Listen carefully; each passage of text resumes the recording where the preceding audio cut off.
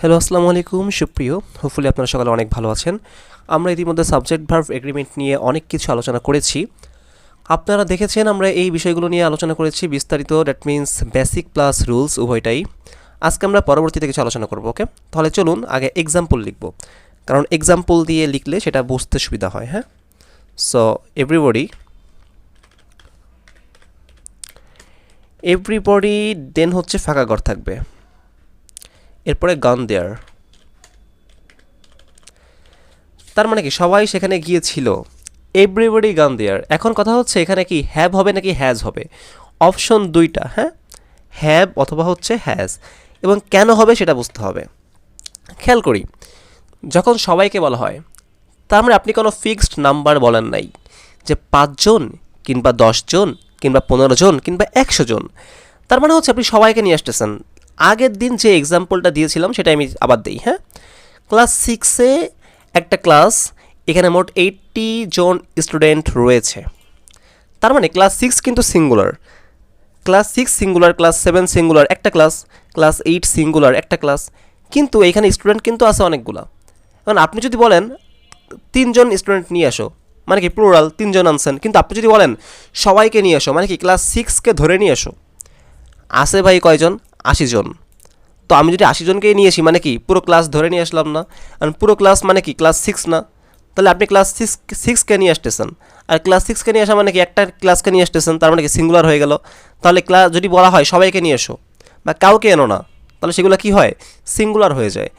আগের দিন ক্লাসটা করলে কিন্তু এটা একদম ইজি হয়ে যাওয়ার কথা। হ্যাঁ, তো এভরিবডি হ্যাভ অথবা হ্যাজ গান দেয়ার, সবাই গিয়েছে, আপনি সবাইকে নিয়েছেন, আপনি কাউকে বাদ দেন নাই। যেহেতু আপনি সবাইকে নিয়েছেন তার মানে কি হবে? সিঙ্গুলার হয়ে গেছে, সবাই মিলে একজন হয়ে যাবে, এখানে একটা একটা বস্তু বা একটা ক্লাস হয়ে যাবে। এই কারণে অ্যান্সারটা কী হবে? সিঙ্গুলার হবে, দ্যাট মিন্স হ্যাজ হবে। ওকে, এভাবে কি হতে পারে বলেন তো? এভাবে হতে পারে হচ্ছে সামবডি, এনিবডি। আপনি ফিক্সড নাম্বার কিন্তু বলতেছেন না এখানে। হ্যাঁ, আপনি ফিক্সড নাম্বার বলতেছেন না। সামবডি যে কেউ, মানে যে কেউ হইতে পারে সামবডি।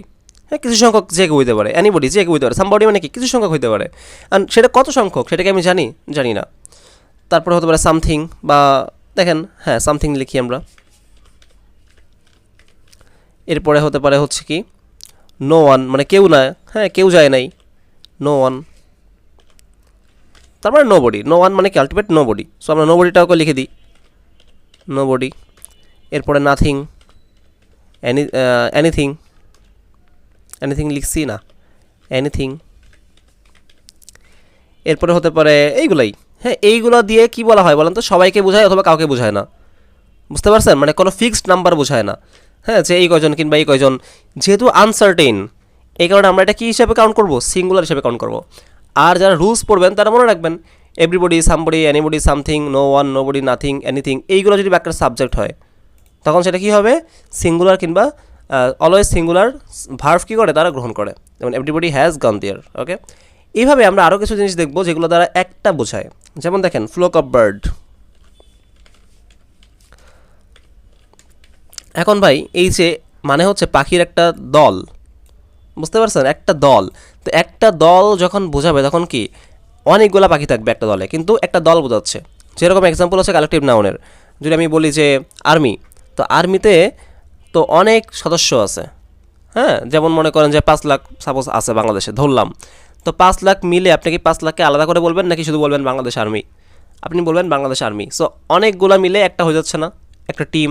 যেমন ক্রিকেট টিম আছে 11 জন, হ্যাঁ খেলে, কিন্তু রিপ্রেজেন্ট করে হচ্ছে কি একটা দেশকে।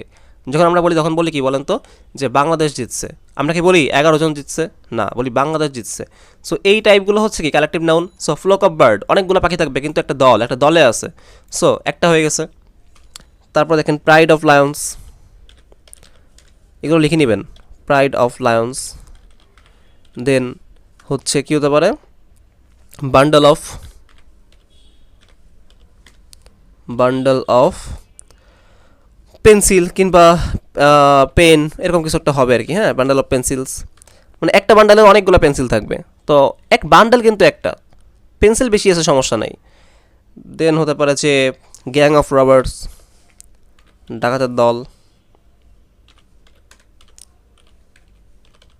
ওকে, সো এই বিষয়গুলো কিন্তু দ্বারা কী বোঝায় বলেন তো, কালেকটিভ নাউন বোঝায়, কালেকটিভ হয়ে গেছে এগুলা।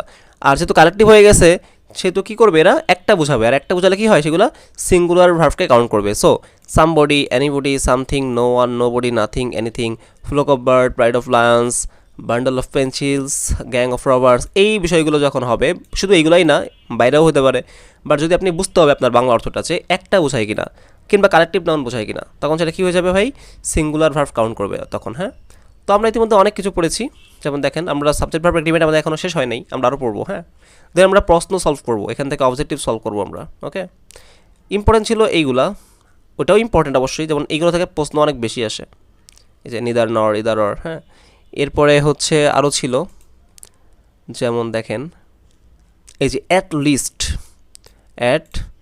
List one of the students, এই যে এইটা যে আসে, তারপর দেখেন the number of, either of the, each of the, neither of the, এগুলো কিন্তু আপনারা দেখে নেবেন। হ্যাঁ, এনিওয়ে, সো আমরা নেক্সট ভিডিওতে নতুন কিছু আবার আলোচনা করব, সেই পর্যন্ত আপনারা প্র্যাকটিস করুন, কোনো প্রবলেম থাকলে অবশ্যই জানাবেন। আসসালামু আলাইকুম।